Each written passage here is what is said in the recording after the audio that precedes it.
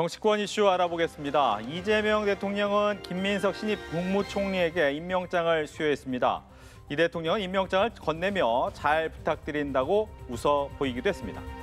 김 총리에 대한 국회 인준안은 어제 여당인 더불어민주당 주도로 통과됐고 이 대통령은 그날 오후 임명 동의안을 제거했습니다.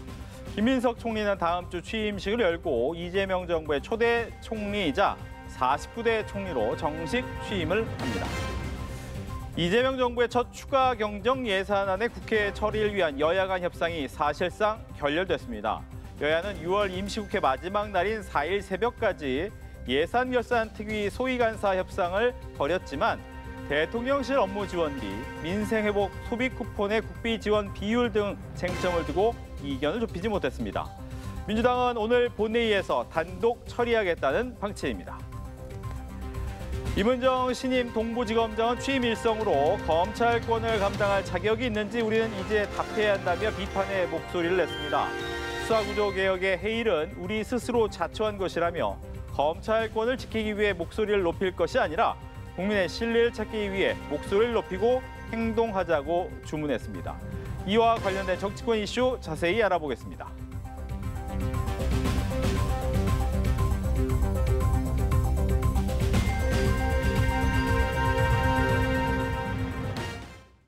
서영주 전 더불어민주당 상근부 대변인, 이창근 국민의힘 하남을 당협위원장과 함께합니다. 안녕하십니까? 네. 어서 오십시오. 안녕하세요. 조금 전 국회 본회의 이재명 정부의 추경안에 대해서 이제 계속 되고 있지만 아직 처리할 예정이에요. 아직 이 이야기는 합의가 제대로 안 되는데 그 이유는 바로 소비 쿠폰 지급 대상 또 국비 지원 비율, 대통령실 특수활동비를 두고 좀 이견이 강했기 때문입니다. 특히 국민의힘 입장에서는 특활비에 대한 비판의 목소리가 높은데 여기에 대한 얘기 먼저 듣겠습니다. 그렇습니다. 특활비 같은 경우는 사실 내로남불이라고 할 수 있을 정도로 민주당이 지금 특활비를 주장한다는 것은 참 어불성설입니다. 왜냐하면 본인들이 야당일 때 특활비는 편성 자체를 지양해야 된다. 그리고 국회가 요구를 할 경우에 투명하게 공개를 해야 된다. 이렇게 얘기를 했거든요. 그런데 이제 집권 여당이 됐다고 해서 지금 필요하기 때문에 올해 하반기가 남았기 때문에 하반기의 절반을 편성하겠다 하는 거는 사실 1년치 예산을 다 편성하겠다는 거와 다름없는 거거든요. 야당일 때는 불필요하다고 했는데 여당이 되니까 이제 해야 된다? 그러면은 편성을 주장하기 전에 본인들이 왜 그렇게 변경이 됐는지 그러한 상황에 대한 설명을 하고 대국민 사과나 이러한 입장표명이 먼저 있어야 된다고 생각합니다. 하지만 그런 것이 하나도 없이 특활비 주장을 하니 당연히 어불성설이고 저희들은 의아한 거죠. 그래서 그러한 부분에 대해서 지적을 안 할 수가 없고요. 그리고 소비 쿠폰 같은 경우는 이미 여야가 뭐 대승적으로 합의를 해나가는 상황에서 금액이 약 6천억 늘었다고 해서 그것이 크게 발목을 잡는 건 아니에요. 결국은 가장 핵심은 특활비 부분이다. 이 특활비 부분에서 민주당이 먼저 사과나 어떤 변경된 입장에 대한 설명이 없이는 추경 통과가 합의는 사실 힘든 거죠. 예. 네, 즉 특활비가 이번 추경안의 가장 큰 걸림돌이다라고 얘기를 했어요. 이번 추경이 한 13조 정도 되지 않습니까? 근데 그중에 지금 특활비가 제가 알기로는 한 200억이 안 되는 걸로 알고 있어요. 사실상 한 92억 정도의 증액권 때문에 싸우고 있는 것인데 국민들 민생에 정말 시급한 추경을 그 100억도 안 되는 그 예산 때문에 못 해주겠다? 전형적인 이런 게 발목 잡기라고 하는 것이죠. 그러니까 어떤 이런 정치권에서 사과를 받을 부분은 사과를 받을 부분으로 존재하되 해줄 건 해주면서 가야 된다. 추경 자체도 지난 조기 대선 때 국민의힘 대선 후보도 30조 추경해야 된다라고 주장한 바 있습니다. 근데 왜 본인들의 입장이 바뀐 거는 사과 안 하죠? 이렇게 따지면 지리한 그 서로 간에 사과 공방이 됩니다. 그렇지 않겠어요? 그러면은 일단은 현재 상황에 있어서의 지난 윤석열 정부에서의 특활비 삭감은 그때 상황을 돌이켜 보십시오. 대통령실이나 검찰이 그 특활비의 증빙 서류를 제출하라고 했을 때 제출 제대로 했습니까? 그 세금에 대해서는요. 국가재정법상 지출 증빙을 반드시 하게 돼 있습니다. 물론 특활비가 예외라 있다 하더라도 영수증이 아닌 사용처라도 알리게 돼 있습니다. 그런데 지난 정부에서는 이를 전면 거부했기 때문에 예산 심사 과정에서 증빙이 안 된 예산은 줄 수 없다. 그래서 전액 삭감으로 갔던 것이라서 다소 겉으로 봤을 때는 민주당이 입장을 바꾼 부분은 좀 명구한 부분은 있으나 이걸 가지고 지금 이 민생이 시급한 마당에 추경을 못 해주겠다? 저는 이게 국민들이 과연 국민의힘에게 신뢰를 보낼 수 있는 행동인지 스스로 돌이켜봐야 된다. 그렇게 말씀드립니다. 네. 지난번 특활비 삭감할 때는 증빙 서류가 없었기 때문에 어쩔 수 없는 일이었다. 특활비는요, 사실 사용처가 불분명하고 밝히지 않아도 되는 겁니다. 이미 특활비란 자체가 금액이 설정이 되고 그리고 국회에 서류를 제출할 때 그냥 사용처를 제출 안 하게 돼 있는 게 말 그대로 특활비예요. 그것이 왜냐하면은 수사나 이러한 경비 목적에 그 대통령실에서도 경호실에서도 쓸 수 있는 거지 않습니까? 그렇기 때문에 그 자체를 민주당이 구실로 삼는 것은 말이 안 되는 거고요. 민주당이 애초에 주장한 것은 이겁니다. 특활비 편성 자체를 지양해야 된다 그랬어요.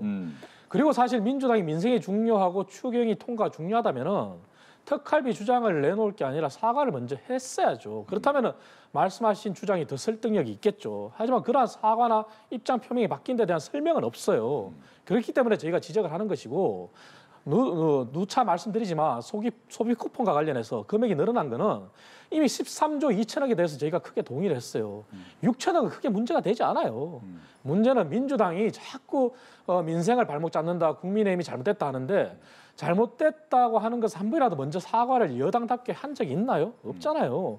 그 부분이 있은 다음에 이러한 지적을 한다면 저희 국민님도 충분히 반성을 하고 받아들일 용의가 있어요. 하지만 그게 없이 자꾸 민생을 잡는다, 발목 잡는다 이런 얘기 하시니까 동의할 수 없는 것이고 어차피 민주당이 다수당이기 때문에 추경은 뭐 다수당의 논리로 통과는 될 거예요. 하지만 다시 말씀드리지만 추경은 저희도 대선 후보 시절에 동의를 했었던 부분이고 그리고 그 추경에 있어서 전체 소비 지출의 20조의 약 65%에 해당되는 소비 쿠폰까지도 저희가 더 동의를 했는 부분이에요. 하지만 특활비 부분만큼은 민주당이 먼저 입장 표명을 지금이라도 늦지 않았으니 해야 된다. 그것이 양당의 협치를 향한 첫 출발이라 저는 그렇게 생각합니다. 네, 특활비를 지양하자라고 하고 솔직히 이제 막판에 좀 끼워 넣는 느낌이 없지 않아 있었기 때문에 거기에 대한 또 비판을 하는 거죠. 아니 그런 부분에 있어서는 좀 명구한 면이 있다고 제가 분명히 밝혔고 그 부분에 있어서는 좀 지적은 할 수 있으나 한 100억 정도의 증액 부분을 가지고 전체의 추경을 통과시켜주지 못하겠다. 물론 이제 뭐 국민의힘이 통과시켜주지 못한다 하더라도 통과는 되겠지만 사실상 이렇게 정쟁으로 갈 일이냐 그거죠. 좀 정치를 좀 지혜롭게 했으면 좋겠어요. 정말 국민의힘이 최근 들어서는 친윤 지도부들이 정치의 DNA라든지 전략이 상실되어 있는지 모르겠지만 정치 참 못한다. 김민석 총리 후보자의 인준 문제도 그렇고요. 추경에 대해 임하는 자세도 그렇고요. 사실상 반대를 하더라도 본회의장에 들어와서 표결에 참석해야 될 거 아닙니까? 거기서 반대 의견을 하는 게 훨씬 더 정치다운 모습이죠. 그런데 아예 나는 참석 안 해라는 것이고 추경 부분도 큰 대의를 봤을 때는 소비 진작이라든지 국민들의 민생을 챙겨야 된다는 측면에서는 대승적으로 협력한다. 다만 이 특활비에 대해서는 입장을 바꾼 부분에 민주당이 통과시켜 줄 테니 찬성해 줄 테니 이 부분에 대해서는 사과를 좀 했으면 좋겠다. 이게 우리가 협치 시작 아니겠냐. 이렇게 얘기하고 들어가는 것들이 국민들이 봤을 때 아 국민의힘이 정당한 주장을 하는구나. 발목 잡기가 아니구나 할 텐데 이건 그냥 봤을 때는 이 증액된 거 사과 안 하면 추경안 반대야. 라고 국민들이 봤을 때 어떠겠어요? 그러니까 어떤 말이 더 논리적일지는 국민들이 판단하겠으나 최소한 국민의힘이 새로운 정부 첫 시작인 국무총리의 인준도 아예 들어오지 않았고 추경도 반대한다. 반대 묻지마 반대는 발목 잡기로 프레임이 스스로 더 씌워질 수밖에 없다고 말씀드립니다. 네.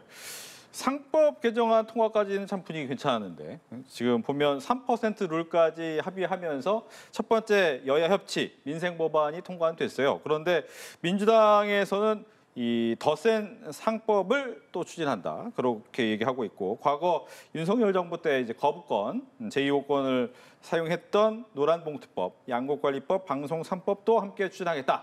이 얘기 먼저 설명 듣겠습니다. 일단은 이번 대선에서의 국민들의 선택은 지난 정부에 있어서의 윤석열 정부의 어떤 부족한 국정을 채우라는 저는 선택이었다고 봅니다. 그러면 그 부족한 점을 채우라는 것들은 노란봉투법, 양곡법, 방송3법 이 부분은 민생과 방송의 어떤 여러 가지 제도 개선을 위해서 반드시 필요했는데 지난 윤석열 정부는요. 법안을 봤는지는 모르겠습니다. 그냥 묻지마 거부였습니다. 민주당이 해서 올라오면 거부. 그리고 국민의원들한테 그런 얘기를 했죠. 걱정하지 말고 국회에 가서 싸워라. 내가 알아서 거부할 테니까. 그런 취지의 회의도 했던 걸로 제 기억이 납니다. 과연 그 국정이 제대로 안 돌아갔죠. 그러니까 민생도 제대로 될 리가 만무했을 것이다. 라는 측면에서는 대한민국의 스스로 회복하고 정상화되는 과정에서는 지난 정부에서 막아섰던 모든 민생 법안들을 국민이 선택해준 새로운 정부에서 추진하는 거 너무나 당연한 일이다. 그래서 이건 뭐 새로운 일도 아니고요. 갑자기 새로운 정부에서 이 법을 부랴부랴 만들어서 했던 것도 아니고 지난 3년간 야당이었던 민주당이 계속해서 윤석열 정부에게 요구했던 건데 다 거부당했던 겁니다. 그래서 이제 정상화된 법안 처리다. 그렇게 좀 말씀드리고 싶습니다. 예, 이런 법안의 처리는 정상화의 과정이다. 저희가 민생을 위해서 협치를 안 하는 게 아닙니다. 이번에 상법에 대해서 통 크게 저희가 합의를 한 것도 그 일환입니다. 저희 당은 협치를 하고 있습니다. 다시 말해서 상법은 저 개인적으로는 여전히 3% 룰에 대해서는 저는 반대입니다. 왜냐하면은 감사위원을 선출하는 데 있어서 대주주의 의결권을 3%로 제한한다는 거거든요. 그 얘기는 감사위원의 권한을 막강하게 키우는 거고 오히려 기업의 적대적 M&A나 이런 걸 당했을 때 대처를 하지를 못하는 상황도 올 수가 있어요. 그럼에도 불구하고 저희가 3% 룰까지 합의하면서 동의를 했어요. 다만 거기에 상응하는 집중 투표제나 감사위원을 1명에서 2명 아니면 그 이상 선출할 건지 문제는 공청회를 거쳐서 그리고 제가 우려하는 부분이 있기 때문에 추후에 합의할 부분은 합의하자 해서 통과시킨 겁니다. 하지만 이 부분도 민주당은 통과가 오늘 됐습니다. 하지만 통과되자마자 뭐라고 합니까? 또다시 더 센 상법을 준비하겠다? 이것은 협치가 아니죠. 다시 말해서 이 정도까지 합의했으면 정말 재계에서 기업에서 우려하는 부분은 공청회를 거쳐서 그런 다음에 의견을 듣고 또 하나의 카운터 파트너인 경영기업 입장도 반영돼야 될 거 아니겠습니까? 그런 다음에 하자는 건데 민주당이 또다시 나간다는 것은 이것은 정말 협치를 안 한다는 얘기고요. 노란봉투법도 마찬가지입니다. 양곡법도 마찬가지고 그리고 방송 3법도 마찬가지입니다. 민주당이 이렇게 합의를 할 수 있는 어느 정도 여지나 룸을 마련한다면 얼마든지 합의가 가능합니다. 하지만 노란봉투법에 가장 우려가 되는 것은 그거지 않겠습니까? 원청이 모든 노조를 다 상대해야 된다는 거. 그리고 불법 파업했을 때 손해배상을 청구할 수 없다는 거. 이런 부분은 어떻게 대응을 할 건지에 대한 분명 해결책이 있어야 됩니다. 그래야지만 정말 노조를 위해서, 노동자들을 위해서 할 수 있는 법이 되는 거지. 거기에 대한 대응이 없이 무조건 해라 하면은 그것은 받을 수 없는 거죠. 그리고 양곡법은 송미령 장관이 유임되면서 최선의 안을 내겠다고 했으니까 그건 기다려보면 될 것 같아요. 하지만 방송 3법은 마찬가지예요. 시민단체가 방송사들의 이사를 선임하는데 관여하겠다는 거잖아요. 그러니까 거기에 대한 참여를 하더라도 시민단체의 어떤 개입이 너무나 지나칠 경우에 그런 데 대한 어떤 대처 이런 게 들어가야 되겠죠. 그러한 합의의 룸을 마련한다면 얼마든지 가능한 거예요. 그래서 상법처럼 저희 국민의힘이 대성적으로 합의한 것처럼 민주당도 일각에서 우려하는 부분이 있다면 어저께 이재명 대통령이 말씀하셨잖아요. 모든 걸 다 사람을 내 편만 쓸 수 없다는 거와 똑같은 것처럼 그리고 국민의힘 의원들도 지지를 받고 있는 게 있다는 것처럼 그렇다면 법안도 일부가 반대한다면 그 반대하는 사람들이 왜 반대하는지를 들을 자세를 좀 준비해 주신다면 왜 앞으로 협치가 안 되겠습니까? 그런 관점에서 민주당이 자꾸 국민의힘을 탓하지 마시고 여당답게 또 다수당답게 좀 더 너그럽게 그렇게 자세를 좀 룸을 보여주신다면 저는 앞으로 충분히 합의가 가능하다고 생각합니다. 근데 국민의힘을 탓하는 게 아니라 저는 국민의힘한테 조금 영리하게 정치를 하라고 조언을 하는 것입니다. 탓할 이유도 없죠. 국민의힘이 굳이 잘 될 이유를 저는 모르겠어요. 본인들이 알아서 해야겠죠. 다만 전체적인 정치 발전을 위해서는 현실을 직시해라는 거죠. 107석이 있습니다. 예를 들어서 양곡법, 노란봉투법, 방송 3법, 앞서 얘기했을 때 상법에 대해서도 민주당이 협치를 내팽겨쳤다라고 지적하는 것은 맞지 않는 게 협의를 했지 않습니까? 그리고 집중투표단의 감사위원회 확대 부분은 추후 논의하고 공청회를 거쳐보자. 그거는 여지를 둔 거잖아요. 그러니까 민주당은 이 3% 룰에 대해서 동의한 부분만 통과를 시켰고 추후 논의하는 부분들은 또 민주당이 내겠죠. 그러면은 국민님도 그 부분에 대해서 입장을 가지고 공청회를 통해서 다투면 되는 겁니다. 그게 협치지 그냥 내가 하나 받았으니까 너도 하나 내가 줄게 이거는 협치가 아닌 것 같아요. 그다음에 노란복도 양호법, 방송산법 입장을 국민이 가지고 와서 이 법도 우리 상법처럼 논의하자 하면 되는 거 아니겠습니까? 그래서 덜어낼 부분은 덜어내고 또 논의할 부분은 논의해서 둘이 상법 처리한 것처럼 같이 통과를 시키면 되는 거예요. 저는 이게 협치의 단계들을 가져오는 영리한 방법이지 사실상 의석으로는 이길 수 없는 상황에서 어깃장만 놓으면 계속해서 국정이 본인들 스스로를 발목 잡는 그런 상황으로밖에 갈 수밖에 없어서 저는 좀 지혜롭게 영리한 정치를 좀 하셔라라고 얘기하는 겁니다. 윗장은 아니죠. 말씀하신 대로 그렇게 협치를 하고 논의를 한다면 그거는 누가 만류하고 누가 반대를 하겠습니까? 하지만 중요한 것은 이거죠. 상법이 통과되자마자 말씀하신 대로 공청회를 하면은 공청회까지는 기다려야 되는 게 저는 옳다고 봅니다. 하지만 뭐라고 했습니까? 공청회까지 기다려서 한다는 게 아니라 집중투표제와 감사위원 확대하는 것을 이번 달까지 통과시키겠다고 발표했잖아요. 그 발표가 잘못됐다는 거죠. 그거는 공청회 결과에 따라서 그 결과 내용이 달라질 수도 있는 거잖아요. 그렇다면 민주당도 좀 더 여유롭게 기다릴 수 있는 그런 게 필요하다는 거죠, 저는. 그 안을 가지고 공청회 하자는 소리죠. 뭐 공청회를 안도 없이 어떻게 합니까? 알겠습니다. 다음 걸로 가보겠습니다. 이재명 대통령이 지금 대전을 찾아서 충청 지역에 타운홀 미팅을 하고 있습니다. 지난번에 이제 광주에 이어서 두 번째인데 국민들과의 소통 현장 또 어떻게 보면 각 지역별 또 맞춤 현안도 있을 테고 여기에 대한 얘기를 할 것 같은데 어떻게 보고 계시는지? 일단은 뭐 이 소통에 대해서 굉장히 자연스러운 행보를 하시는 것 같다. 광주 타운홀 미팅도 그랬고요. 어제 그 타운홀 미팅 같은 기자회견. 그래서 굉장히 자연스럽고 좀 섬세하고 친절하게 소통을 이어갔다는 부분에서 저는 탄력을 받은 게 아닌가. 그래서 많은 국민들과의 접촉을 속에서 대통령의 권력이 국민이 군림하는 게 아니라 국민과 눈을 같이 맞추고 이야기를 듣고 이야기를 또 풀어가면서 설득해가는 과정으로서의 국정의 첫 이미지를 주고자 하는 의지가 보입니다. 그래서 저는 뭐 호남 지역을 했고 이제 충청 지역을 했고 저는 연쇄적으로 타운홀 미팅을 진행할 거라고 보고요.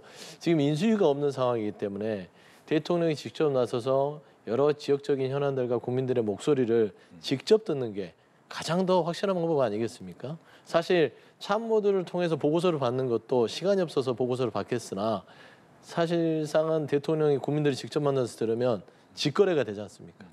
정치는 직거래가 제일이지 않을까. 그래서 저는 그런 소통 행보를 지금 보이고 있다 평가하고 싶습니다. 예. 이재명 대통령 행보에 대해서는 저도 존중하고 저도 잘하고 있다고 이렇게 칭찬하고 싶습니다. 그리고 오늘 제목도 충청의 마음을 듣다지 않습니까? 그렇게 민심을 듣는다는 자세는 굉장히 좋은 겁니다. 그리고 어저께 기자회견을 할 때도 대통령이 그랬지 않습니까?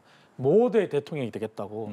그렇다면 저는 대통령 일한 행보에 맞게 민주당도 조금 더 바뀌어야 된다 이런 말씀을 드리고 싶은 게 대통령은 잘하고 있는데 민주당은 강성 일변도로 만약에 나간다면은 대통령과 민주당은 디커플링이 가는 서로 다른 엇박자 행보를 나는 그런 형태가 될 수 있어요. 그래서 대통령이 이렇게 소통의 자세 그리고 민심을 듣겠다.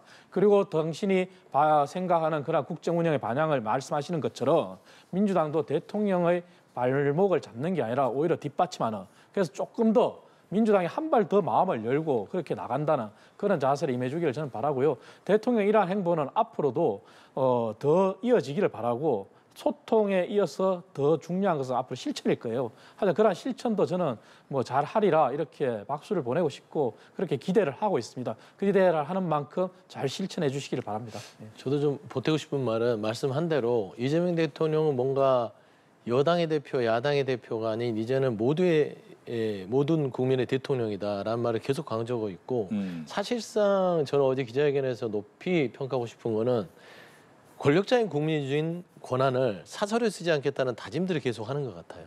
예를 들면 뭐 특별감찰관을 즉시 임명을 지시했다든지 감사원은 국회로 보내겠다. 그런 의지들을 표현한다는 거는 본인의 권한 자체를 굉장히 시스템 하에서도 좀 이렇게 올가매면서 가겠다. 스스로 견제하는 꼴이거든요. 저는 그런 부분에서는 굉장히 높은 점수를 주는데 말씀한 대로 이재명 대통령은 잘하려고 하는 것 같습니다. 그리고 잘하고 있고요. 그런데 저는 주변에서 도와줘야 된다. 주변에서 이재명 대통령이 가는 방향들을 잘 이렇게 말하자면 지원을 할 수 있도록 특히 입법부인 집권여당 민주당이 같이 발을 맞춰줘야 된다. 그래서 예전 야당에 있어서의 강성일변도의 민주당으로서 과연 이재명 대통령이 가는 국정 철학에 맞출 수 있을지 저는 뭐 강원 부분들을 잘 조절할 수 있는 어떤 민주당의 일기 지도부가 네. 좀 필요한 시점이 그래서인지 아닌가 그렇게 좀 말씀드리고 싶습니다. 이제 그 부분과 연결이 될 것 같습니다. 어제 기자회견에서 한 두 가지 부분에 대해서 얘기를 많이 해요. 첫 번째는 부동산 대책 맛보기다. 앞으로 많을 것이다라는 부분에 대해서 걱정을 많이 했고 또 두 번째는 수사권과 기소권 분리는 이제 당연한 거다라고 얘기를 했단 말이죠. 즉 수사권과 기소권 분리에 대해서 또 입법부가 잘 받침을 결단을 내려줘야 된다라고 했던 부분이 앞서 이야기했던 것과 연결이 되는데 결과적으로 추석 전에 기소와 수사의 분리 이루어질까에 대한 관심이 큽니다. 이건 민주당보다는 국민의힘부터 얘기를 듣겠습니다. 일단 검찰이 김건희 여사를 중심으로 한 그런 잘못된 행태에 대해서 비판을 받고 개혁의 대상에 오른 것은 당연합니다. 그래서 바뀌어야 되는 부분도 맞고요. 거기에 대해서는 저희도 겸허하게 반성하고 거기에 대해서는 당연히 해야 된다고 생각을 합니다. 중요한 것은 그거겠죠. 사법개혁을 투 트랙으로 본다면 하나는 사법부 개혁이고 하나는 검찰 개혁이지 않습니까? 하지만 사법부 개혁의 원칙은 결국은 상권 분립의 원칙 하에서 가야 되는 거고요. 검찰 개혁은 결국은 정치권 독립이라는 자체에서 가야 됩니다. 둘 다 결국은 국회에서 법이 통과돼야지만 가능한 거거든요. 그 부분을 이재명 대통령이 어저께 있는 그대로 말씀하신 거고요. 그래서 국회의 역할이 중요합니다. 하지만 이재명 대통령 어제 기자회견을 보면은 국회의 역할이 중요하지만 나름 속도전도 말씀하신 것 같아요. 그 얘기는 뭐냐? 정성호 법무부 장관이 이제 내정이 됐고 앞으로 장관이 될 것이고 그리고 검찰 출신의 민정수석이 임명이 됐지 않습니까? 그 얘기는 이재명 대통령이 말씀하신 것처럼 그 내부를 잘 아는 사람이 정말 그 내용을 알고 해야 된다. 이런 말씀하신 거는 결국 속도전이거든요. 네. 그래서 속도전으로 민주당의 강성처럼 막 밀어붙이는 게 아니라 속도를 조절해가면서 하겠다. 그리고 그림을 나름대로 정말 철저히 그린 다음에 국민적인 동의도 얻겠다는 그런 의지도 피력하셨어요. 그래서 추석 전에 의계 그림이 나오더라도 가장 중요한 것은 이 대통령이 말씀하신 것처럼 속도에 쫓겨가지고 국민의 동의가 없는 그러한 개혁보다는 국민들이 동의할 수 있는 그러한 밑그림이 나오기를 바라고 네. 분명히 그렇게 저도 돼야 된다고 생각합니다. 그래서 다시 말씀드리지만 그 원칙은 상권 분립의 원칙과 정치권의 독립이라는 그 원칙을 가지고 이 대통령이 생각하시는 뜻대로 민주당에서도 강성 의원들이 밀어붙이기식으로 할 게 아니라 정말 정성호 법무부 장관 내정자와 그리고 신임 민정수석과 함께 머리를 맞대고 가주기를 바란다는 말씀드리고요. 그 부동산 정책 같은 경우는 저는 이재명 대통령이 생각외로 현실을 정확히 깨고 있다. 저는 이렇게 평가하고 싶어요. 가장 제가 인상 깊게 들었던 답변 중에 하나는 신도시 정책에 대해서 반대를 하셨어요. 그 얘기는 뭐냐? 수요가 있는 곳에 공급을 해야 된다는 원칙이 맞거든요. 신도시를 계속 늘린다는 것은 오히려 수도권을 더 광역화시키고 블랙홀을 될 수 있다는, 그리고 지방 인구가 더 빨아들이실 수 있다는 그런 얘기거든요. 그 얘기는 신도시 외에 기존의 일기 신도시가 노후화됐어요. 그리고 기존의 노후 도심지의 재개발도 생각할 수 있는 거거든요. 그러한 부분에 정말 필요한 것에 수요를 필요한 것에 공급을 하겠다. 그런 차원을 들리기 때문에 정확히 현실을 인식하고 있다. 그래서 그런 부분들도 나름 기대를 하고 있고 다만 부동산 정책과 관련해서는 이재명 대통령과 민주당 정부 기대하고 싶은 것은 시장에 맡길 부분은 시장에 맡겨야 된다. 정부의 재정 한계가 있기 때문에 정부가 할 수 있는 만큼만 정말 해야 된다는 그런 말씀을 다시 한번 강조드리고 싶어요. 네. 일단 검찰개혁 부분들은 수사기소 분리의 방향은 입법부와 행정부 수반 이재명 대통령이 크게 다르지 않는 것 같습니다.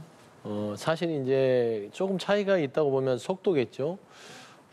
지금 이번에 집권여당의 당대표로 나선 박찬대, 정청래 의원 두 분은 추석 전에 끝내는 속도전을 강하게 이야기하고 있고요. 네. 이거는 입법부가 결정한 사항이기도 하지만 또 선거를 앞두고 또 당원들은 조속한 검찰개혁을 원하기 때문에 당원들이 듣고 싶어하는 얘기, 지지층이 듣고 싶어하는 얘기를 할 수밖에 없는 실정일 겁니다.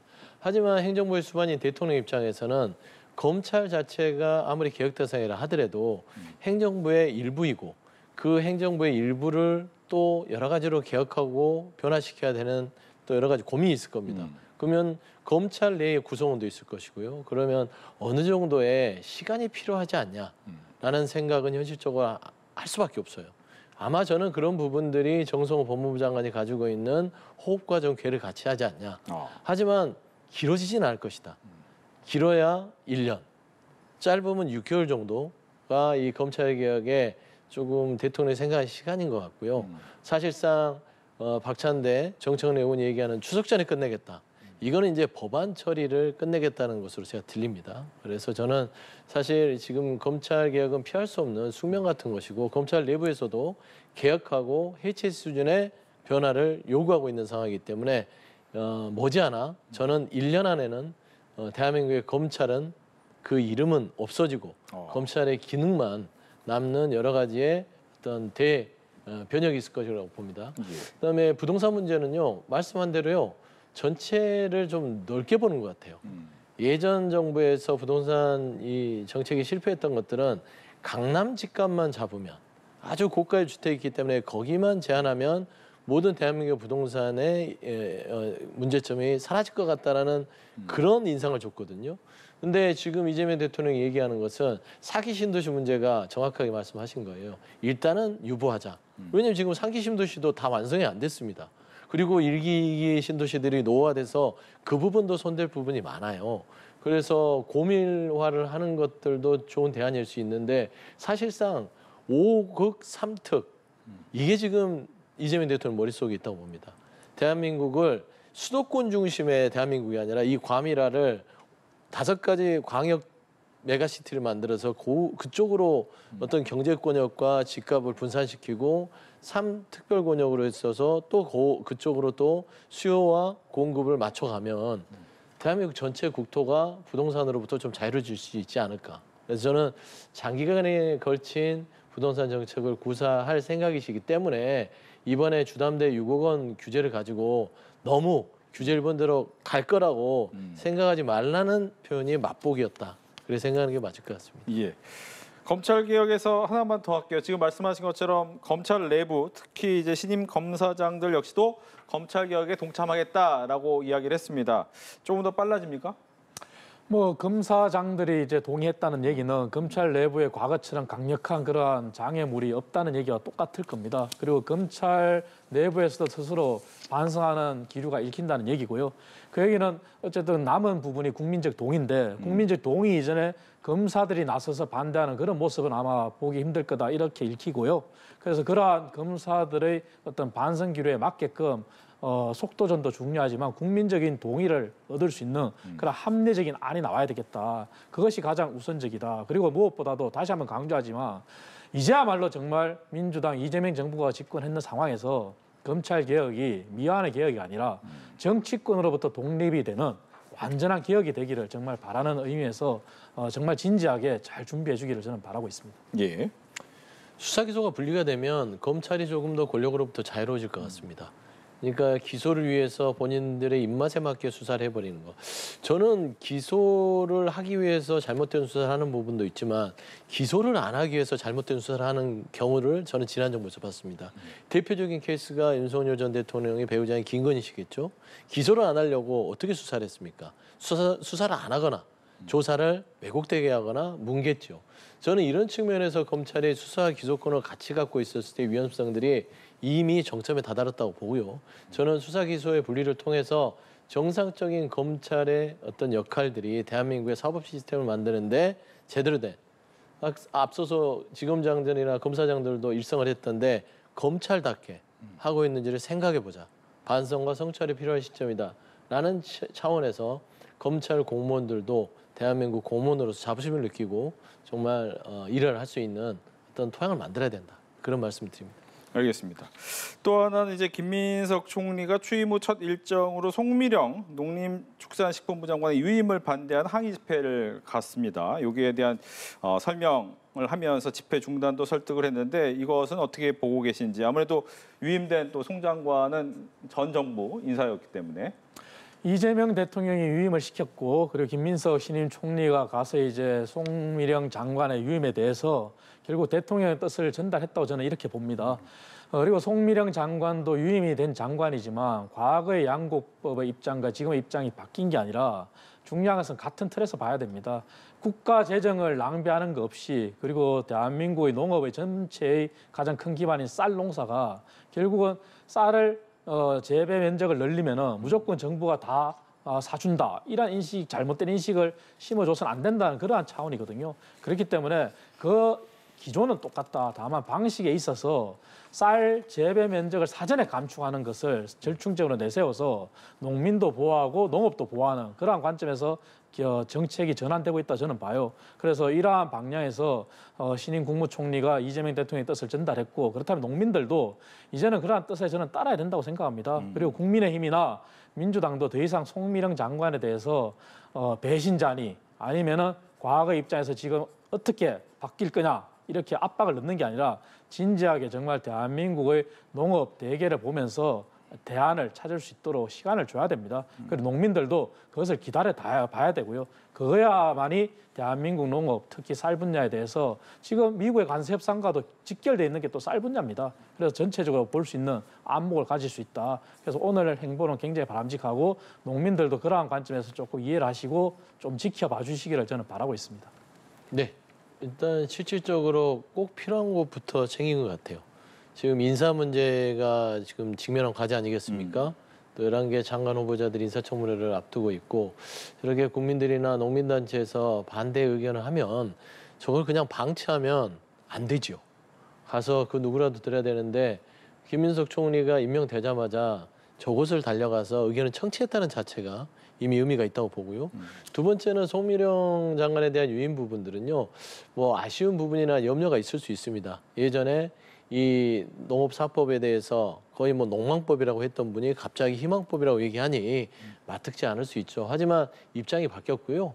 양국법 자체도 말씀했다시피 그 안을 들여다보면 쌀 재배 농가들에 있어서의 어떤 정부가 구입을 해주니까 그냥 무차별적으로 쌀을 계속해서 재배할 거라고 하는 그런 추측들이 있는데, 그렇지 않고 그 양국법 안에는 뭐가 있냐면 특화작물로 전환했을 때의 지원 사업까지 아주 구체적으로 들어가 있습니다. 그래서 적정 수준의 쌀 재배는 좀 식량안보 차원에서도 필요하기 때문에 저는 그런 부분들의 수급 조절 관리들을 해가면서 할 수 있는 법안이다라는 측면이고, 그거를 송미령 유임된 장관께서 받아들이고 그렇게 추진하기로 했으니 농민단체들께서도 그 우려를 거두시고, 총리가 또 면담도 하셨으니 총리를 믿고 집으로 돌아가시는 게 어떨까, 그런 말씀드립니다. 알겠습니다. 여론조사 결과까지 보겠습니다.